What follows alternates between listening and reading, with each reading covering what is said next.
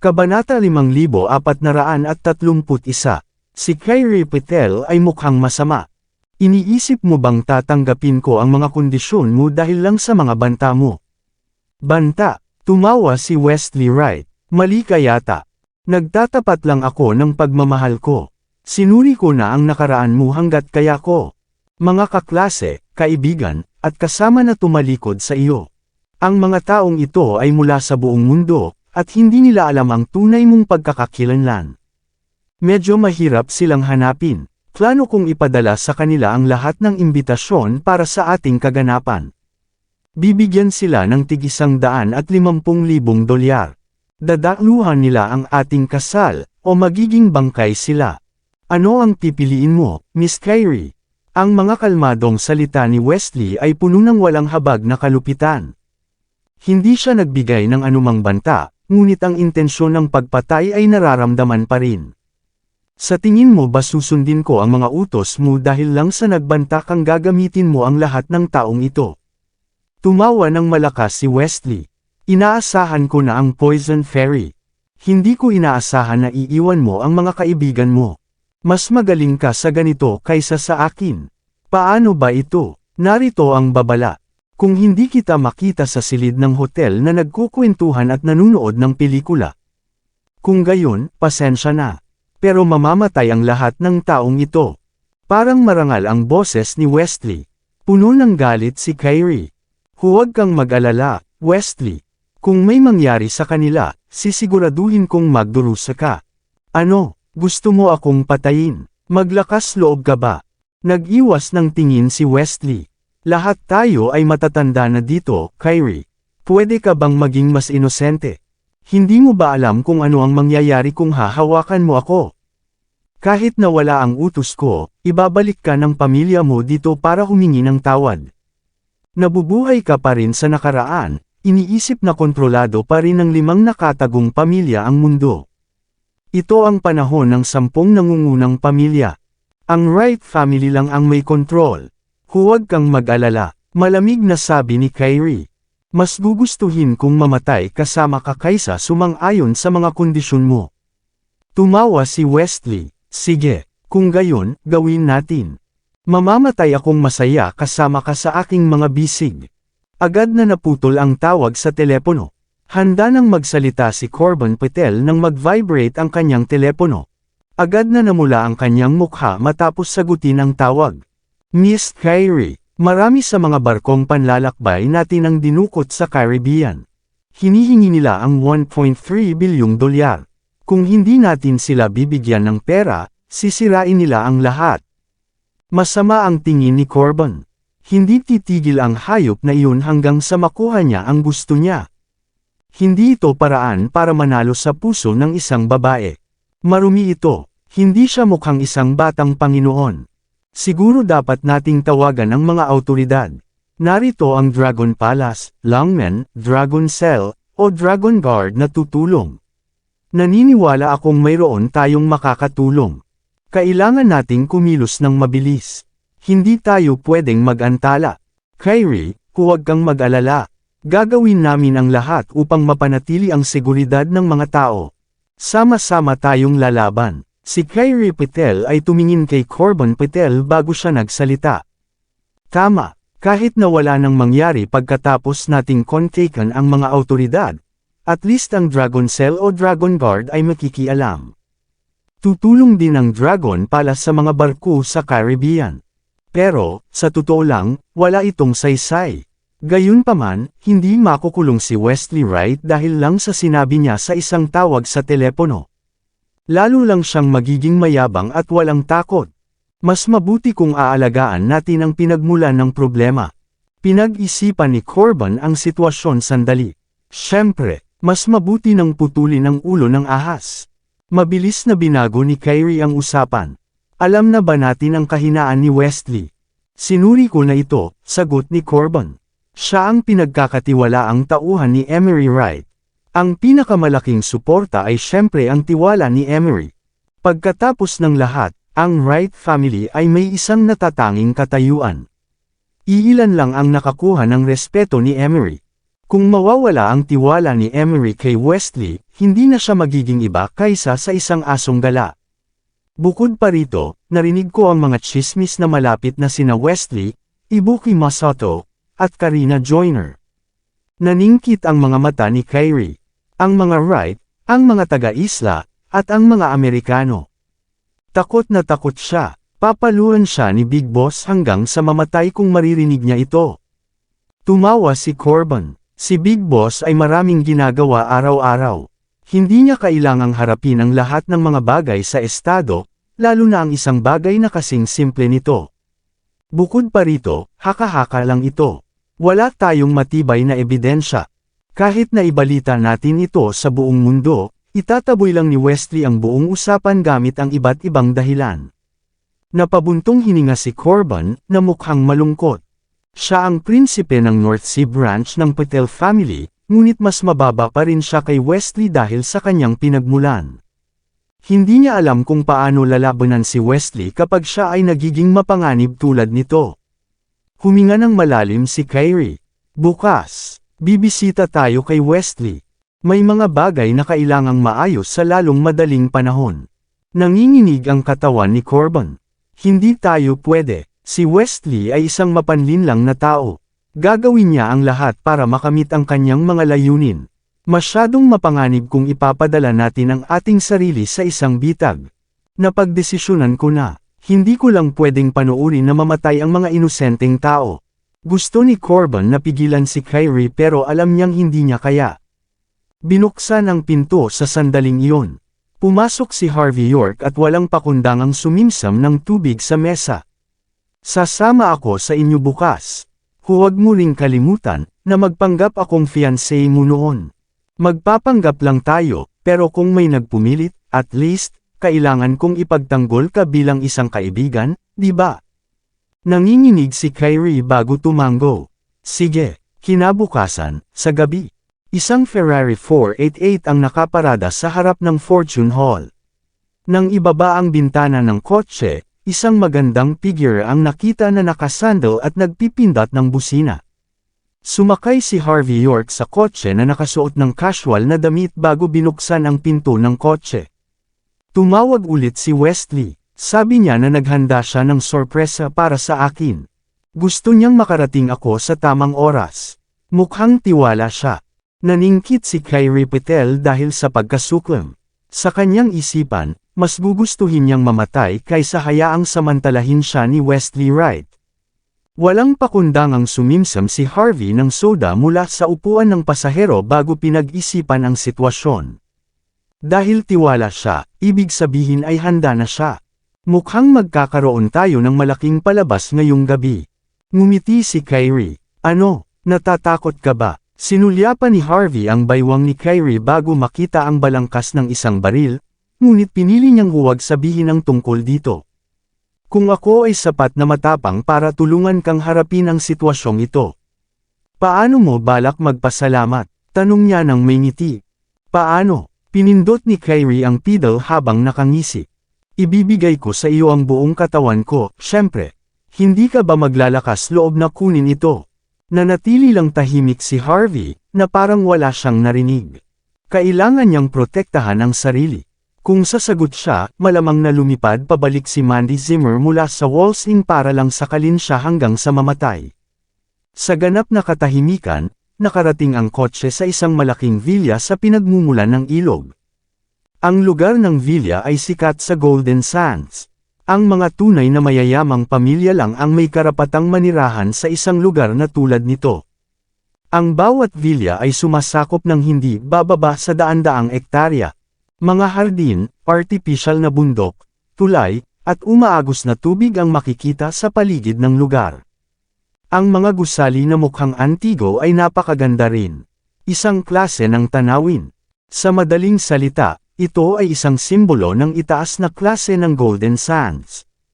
Ilang minuto lang ang lumipas, pinaroda ni Kyrie ang kanyang kotse sa harap ng pinakamalaking villa.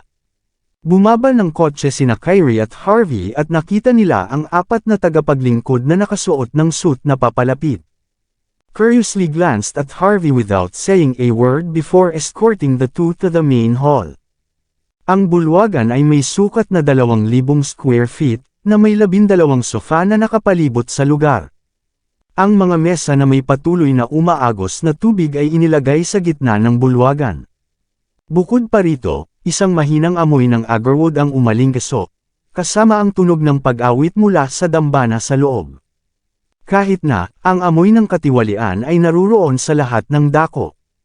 Nakaupo si Wesley sa gitna, na napapalibutan ng mga magagandang babae sa magkabilang panig. Kitang-kita ang malaking tiyan ni Wesley sa kanyang bathrobe. Wala siyang ibang suot kundi iyon. Kalmado niyang sinimsam ang kanyang alak habang tinatamasa ang mga haplos ng mga babae sa tabi niya. Sa sandaling lumitaw sina Kyrie at Harvey, nagalit ang mga babae kay Kyrie. Si Harvey, sa kabilang banda, ay hindi pinansin. Narito na ako, palayain mo ang mga taong iyon. Hindi nagpaligoy-ligoy si Kyrie. Palayain mo sila. Itinaas ni Wesley Wright ang kanyang ulo, nagpapakita ng isang kakaibang ngiti na may malabo na tingin. Hindi ko naman sila nahuli. Pero huwag kang mag-alala.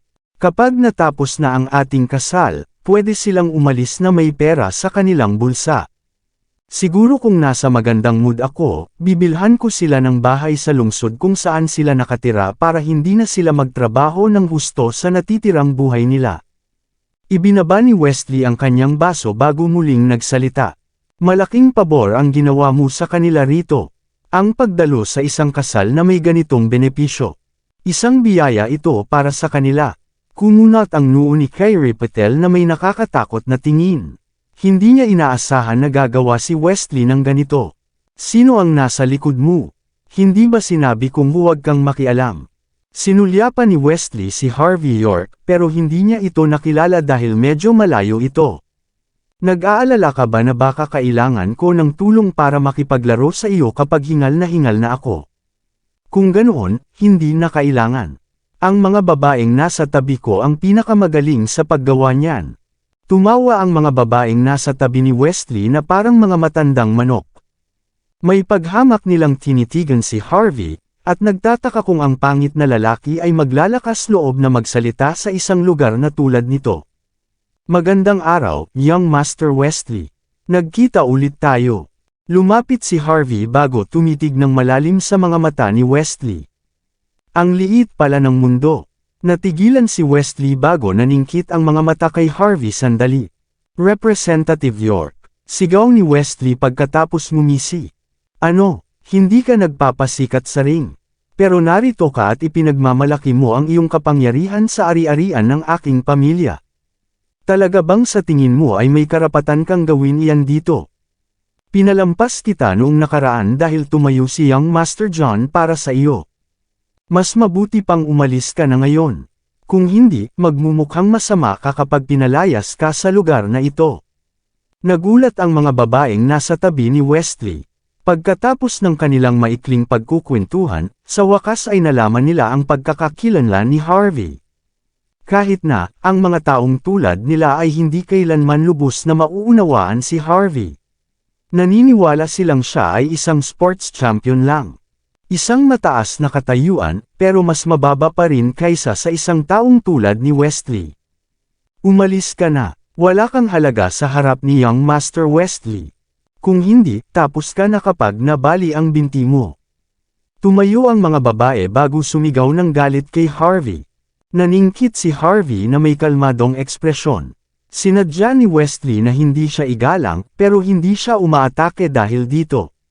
Pagkatapos ng lahat, ang mga maliliit na isda na iyon ay hindi karapat-dapat sa kanyang mga aksyon.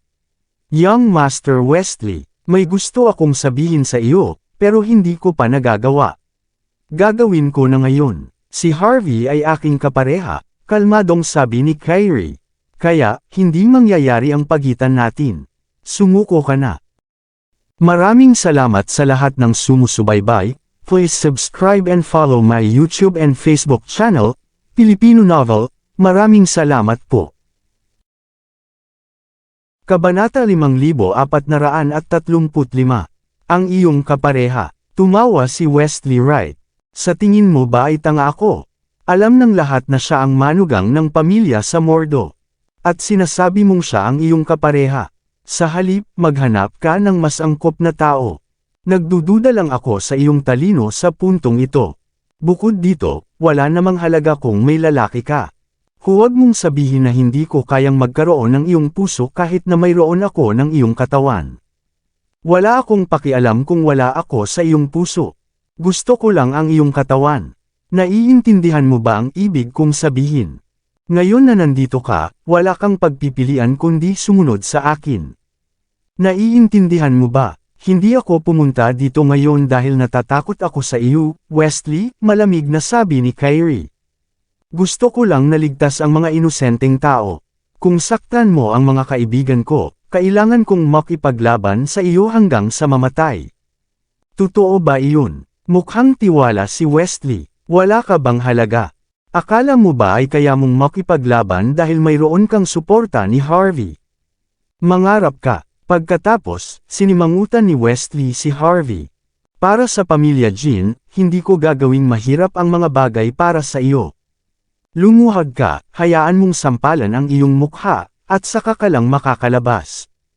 At ang kasal ni Kyrie ay hindi isang bagay na pwedeng pakialaman ng isang estranghero tulad mo. Ngumiti si Harvey ng bahagya bago nagsalita si Kyrie. Ikinalulungkot ko pero ikaw ang mukhang estranghero sa ating tatlo. Hey, may matalas kang dila, ha? Akala mo ba teritoryo ito ng Heaven's Gate? Nanunuya si Wesley. Naka-offend ka ng mga miyembro ng pamilya Wright sa aming sariling teritoryo. Sigurado akong gusto mo nang mamatay. Alam mo ba kung ano ang kinakatawan ni Young Master Wesley, bastardo? Sigaw ng mga magandang babae habang nakakawit ang mga braso. Alam mo ba kung ano ang kinakatawan ng pamilya Wright sa bansang ito? Kung gusto ni Young Master Wesley na mamatay ka, maraming tao ang gagawa ng kanyang utos para masiyahan siya. Huwag mong isipin na kaya mong labanan siya dahil dati kang may kalamangan. Nagbibigay lang si Young Master Wesley sa iyo. Kung hindi, patay ka na ngayon. Kailangan mong malaman ang iyong sariling limitasyon. Kung hindi, magdurusa ka sa isang maling hakbang. Hindi mo na malalaman kung paano ka namatay pagkatapos noon. Napabuntong hininga si Harvey. Hindi nagsasabi ng totoo si Wesley, hindi ba? Alam mo ba kung ano ang nangyari sa pagitan namin? Naiintindihan mo ba kung anong kalamangan ang mayroon ako laban sa kanya? Agad na naging madilim ang ekspresyon ni Wesley. Ang mga magandang babae ay nagnanakaw ng ngiti. Hindi mo kayang insultuhan siya. Siyempre hindi, bagamat sinampal ko siya sa mukha. Nagtataka ako kung makikita mo ang marka ng palad sa kanyang mukha. Kung hindi, maaari kong idagdag ang ibang bagay para mag-iwan ng impresyon. Nakatayo ang mga magagandang babae sa kanyang lugar. He slapped Young Master Wesley in the face. And he is ready to give another one. Those words were enough to shake everyone's spirits.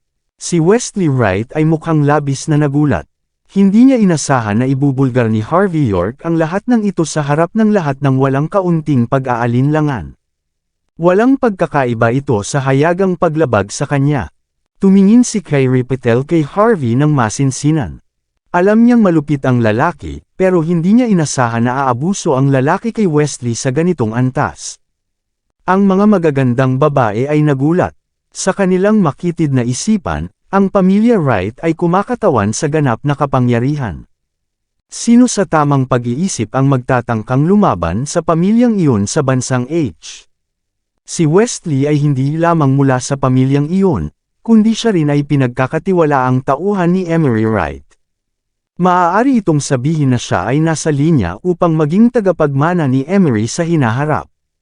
Hindi ito labis na sabihin na maliwanag ang kanyang hinaharap. Ngunit hindi man lang ito pinansin ni Harvey. Batay sa hitsura ni Wesley, lahat ng sinabi ni Harvey ay tiyak na totoo. Mabilis na bumalik si Wesley sa kanyang katinuan bago galit na nakatitig kay Harvey. Sinampal mo ang aking mukha. Ngunit ikaw, sa lahat ng tao, alam mo kung paano mo nagawa iyon. Kung hindi dahil sa Heaven's Gate at kay Young Master John na pinabayaan kang makaligtas ng madali. Akala mo ba ay makakatayo ka rito na walang sugat? Hayaan mong sabihin ko sa iyo. Ayos lang sana kung hindi mo na lang ito binanggit sa simula. Ngunit ngayon na nagawa mo na ito, hindi ka makakalabas dito ng buhay kung hindi mo sinampal ang sarili mo ng sapat na malakas hanggang sa mamaga ang iyong mukha. Puno ng paghanga ang mga magagandang babae.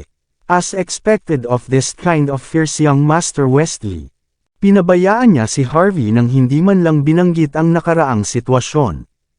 Ngunit ngayon na lumabas na ang katotohanan, wala nang dahilan para magpigil si young Master Wesley. Dapat magsikap ang mga tao na maging katulad niya. Walang saysay ang maging matigas ang ulo, Wesley. Walang saysay ang ipagmalaki ang iyong pamilya sa harap ng iba. Kung talagang natatakot ako, bakit ko pa sinampal ang mukha mo sa unang lugar? Nandito ako upang sabihin sa iyo ang isang bagay. Si Kyrie ay akin. Mula ngayon, ang sinumang manggahas na humipo sa kanya. Sasampalan ko ang kanilang mga mukha. Naiintindihan mo ba? Ngumiti si Kyrie bago niyakap si Harvey. Si Harvey ay umiling habang may malamig na pawis na tumutulo sa kanyang mukha habang pinapanatili ang matigas na mukha. Matapos mapansin ang nerbiyos ni Harvey, sinadyang pinagdikit ni Kyrie ang kanyang braso kay Harvey gamit ang kanyang malaking dibdib, na nagpapabilis sa tibok ng kanyang puso. Anak ka ng tinapa, akala mo ba ay kahanga-hanga ka lang dahil mayroon kang kalamangan? Nagalit si Wesley nang makita ang isang bastardo na ganito ang pakikipag-ugnayan sa babaeng pinagsikapan niyang makuha. Galit siyang tumayo at binasag ang kanyang baso sa lupa. Basagin ang kanyang mga binti. Sumigaw siya matapos tumawa ng kaunti. Hindi nagtagal, isang dosenang blonding tao ang lumitaw sa pangunahing bulwagan. May kakaibang anyo sila, hindi sila mukhang ordinaryong tao. Galit silang nakatitig kay Harvey habang patuloy na humihingal. Naningkit ang mga mata ni Harvey. Genetically enhanced soldiers.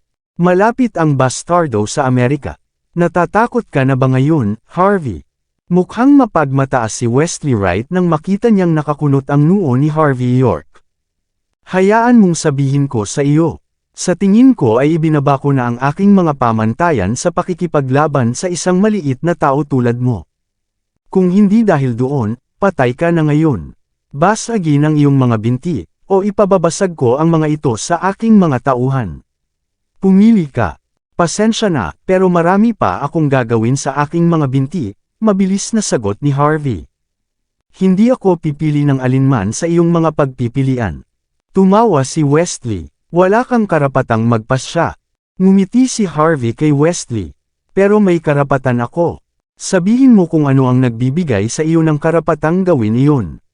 Sigaw ni Wesley sa isang malungkot na tono. Hayaan mong marinig mo. Naningkit ang mga mata ni Harvey. Alam kong nag-iniksyon ka ng mga gamot na pampalakas ng lakas ng Amerikano para mapabuti ang iyong mga kakayahan sa martial arts. Mukhang lumalakas ka, ngunit hinala kong may iba pang naiwan sa gamot para ma-addict ka. Kailangan kang mag-iniksyon ng gamot bawat buwan. Kung hindi, magdurusa ka sa matinding sakit habang unti-unting humihina ang iyong lakas. Mukhang isang anak ng mayayamang pamilya Wright ka, pero wala kang halaga sa mga tao ng Amerika. Isang batang Panginoon mula sa isa sa 10 dakilang pamilya, pero hindi ba sa isang aso para sa mga Amerikano? Alam ba ni Big Boss ang tungkol dito? Agad na nagdilim ang ekspresyon ni Wesley. Hindi niya inaasahan na malalaman ni Harvey ang tungkol dito. Natuto siya tungkol sa genetika habang nag-aaral sa Thornhill Institute sa Amerika. Upang mapabuti ang kanyang mga kakayahan sa martial arts, nag-iniksyon siya ng gamot na kailangang i-inject bawat buwan. Hindi pinutol ng Amerika ang kanilang supply. Mukhang magalang din sila sa harap ni Wesley, pero lagi siyang nagagalit sa mga bagay na iniutos sa kanya. Naisip niya kung maipapalabas ito sa publiko, mamamatay siya sa isang kakilakilabot na paraan. Pero hindi niya inisip na maipapalabas ni Harvey ang isang malaking lihim ng walang maraming pagsisikap. Hindi sigurado si Wesley. Tumingin sa isa't isa ang mga magagandang babae. Parang walang gana sila, iniisip na masyadong kathang-isip ang mga sinabi ni Harvey. Tumayo ng tuwid si Wesley bago matalim na sinalubong ang mga mata ni Harvey. Sino ang nagsabi niyan? Tanong niya pagkatapos ng ilang sandali. Nagkibit balikat lang si Harvey. Bakit kailangan ko ng ibang tao para sabihin iyon? Nakikita ko naman. Sa tingin ko si Emery ang iyong ina-addict.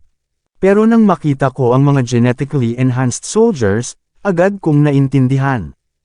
Palibhasa, medyo bobo ka rin pala. Ang mga genetically enhanced soldiers ng Amerika ay pawang mga piling tao na napili mula sa loob ng militar. Ang mga tunay na maharlika ay hindi mag-iiniksyon ng ganitong bagay sa kanilang mga katawan. Mula ka sa makapangyarihang pamilya, right? Pero ginagawa mo pa rin ang ganitong bagay. Tatawagan ba kitang matapang o bobo? Hindi sinagot ni Wesley ang tanong habang huminga siya ng malalim. Ang mga taong nakakaalam nito ay makakaranas lamang ng isang kapalaran. Kamatayan. Ang taong nakakaalam nito ay dapat mamatay. Ngumiti si Harvey York. Kung tama ako, malamang ay alam din ito ni Emery Wright.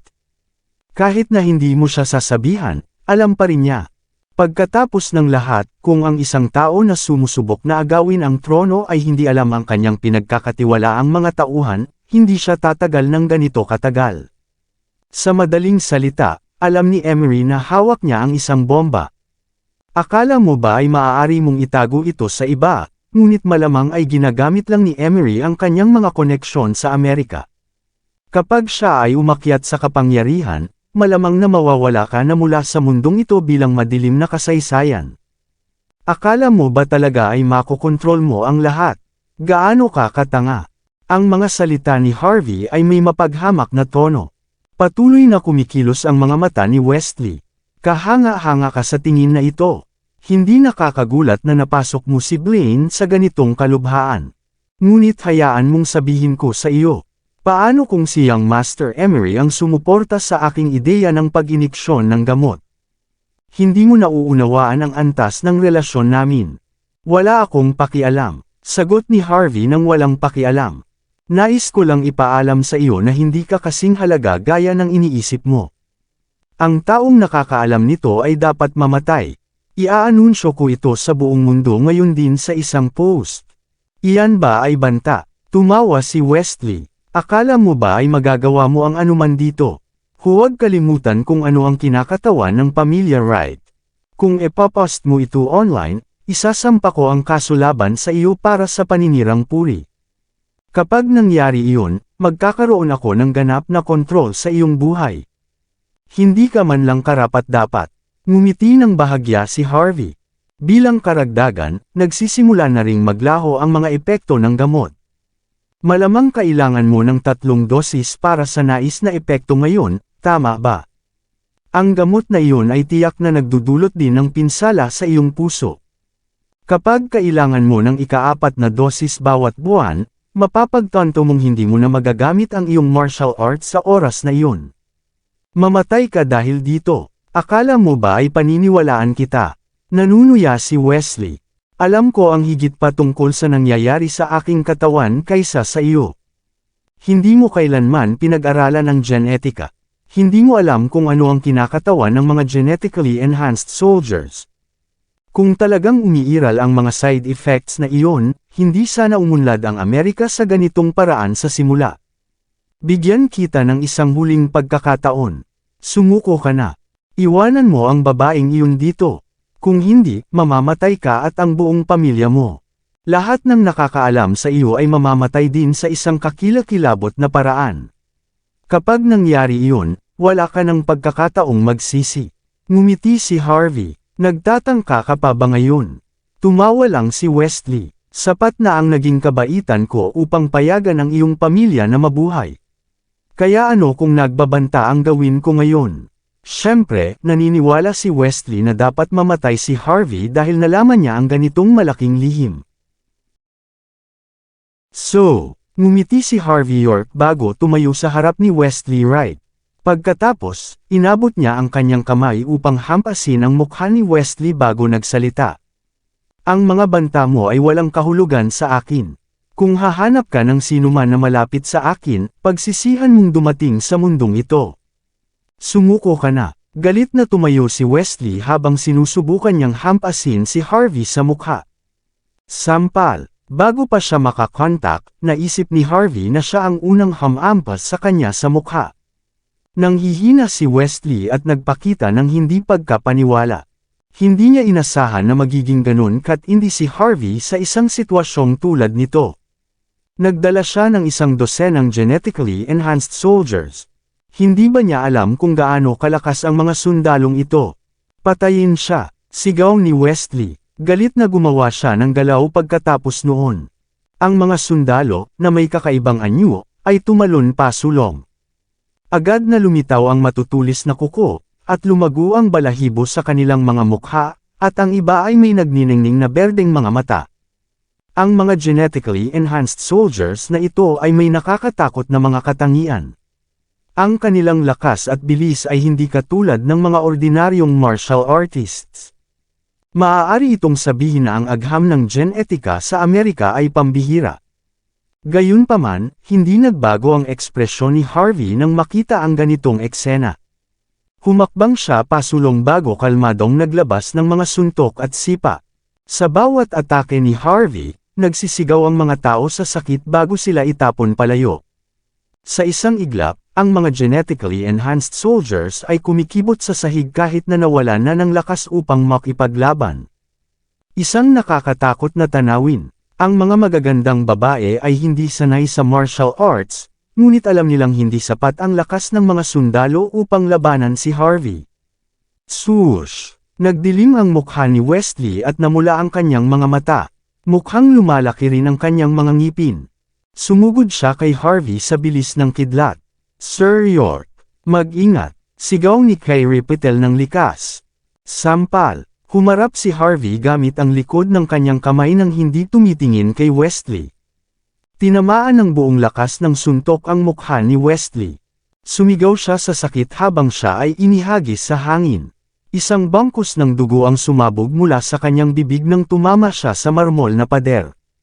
Ang kanyang sinasabing kapangyarihan ay walang halaga sa harap ni Harvey. Swoosh! Hindi tumigil si Harvey doon. Mabilis siyang tumapak sa coffee table sa harap niya. Isang kutsilyo ng prutas ang tumalon ng diretsyo. Agad na nawala ang kulay sa mukha ni Wesley. Wala na siyang oras upang iwasan ang atake. Clack! Ang kutsilyo ay dumaikit sa tabi ng ulo ni Wesley habang ito ay umuuga. Ilang pulgada pa, at ang kutsilyo ay pumasok na sa kanyang ulo. Naramdaman niyang ang kamatayan mismo ay nakatayo sa kanyang harapan. Likas, sumigaw siya sa takot habang siya ay nabasa ng kanyang sarili. Isang hindi kanais-nais na amoy ang agad na umakyat sa hangin sa mismong sandaling iyon. Kabanata 5440. Protect Young Master Wesley. Ang mga sundalo na nasa sahig ay gumagapang patungo kay Wesley Wright, at natatakot na siya ay talagang napatay ni Harvey York. Wala nang balak si Harvey na lumapit. Kinuha niya ang mga tisyo mula sa mesa bago pinunasan ang kanyang mga daliri. Kayo ay mga duwag, kung handa kayong mag-practice ng kaunti pang mabuti. Hindi kayo mapapadumi sa pantalon sa isang kutsilyo lamang. Nakikita niyo na ba ang pagkakaiba ng ating lakas ngayon? Mabait ako sa inyo sa unang pagkakataon. Kung hindi, patay na kayo ngayon. Ikaw, sumigaw ng labis si Wesley. Ito ay isang ganap na insulto. Mas nakakahiya ito kaysa sa laban sa teritoryo ng Heaven's Gate. Binibigyan kita ng isang araw. Kalmadong tumingin si Harvey sa relo sa kanyang pulso. Alisin ang lahat ng banta sa pamilya Patel. Ibalik din ang halaga ng mga orihinal na shares ng pamilya. Kung kahit $1 ang mabawas bukas, tatagbasin ko ang iyong mga daliri para sa bawat $1 na mawawala. Dapat mong malaman kung ano ang mabuti para sa iyo, Young Master Wesley. Pagkatapos, umalis si Harvey kasama si Kyrie Patel na may kalmadong ekspresyon.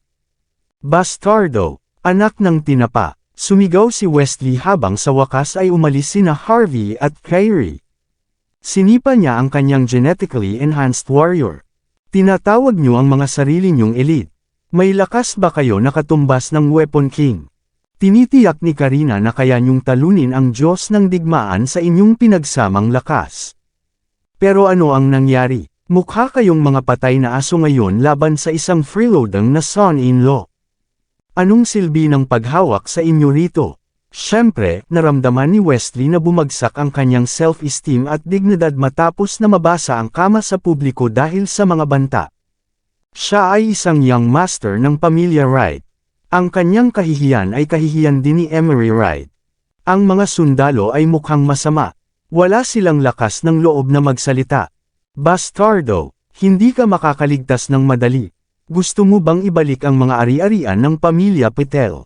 Mangarap ka. Patuloy na nagmumura si Wesley kay Harvey sa ilalim ng kanyang hininga habang tinawagan niya si Karina Joyner. Miss Karina, ang mga taong ibinigay mo lahat ay pinabagsak ng dumi na iyon. Pahiramin mo ako ng pinakamahusay na sniper sa mundo, si Kay, ngayon din.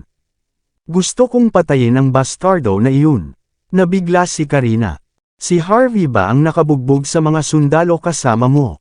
Tama yan. Pinagdikit ni Wesley ang kanyang mga ngipin bago niya naisip ang isang bagay. Paano mo nalaman? Siya ba ay? Binugbog niya si Rohan Hoffman, pinahiya si Leland Talbot, pagkatapos ay ibinuhos ang isang palayok ng mainit na tsaa sa aking ulo. Kaya, ipinadala ko si Kay para sa kanya. Nakakahiya iyon. Si Kay ay hawak niya ngayon.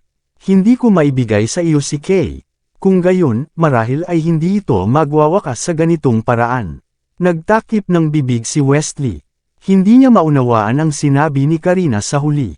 Hindi siya makapaniwala, ang isang pambihirang sundalo, na siya ring pinakamahusay na sniper sa mundo, ay nahuli ni Harvey.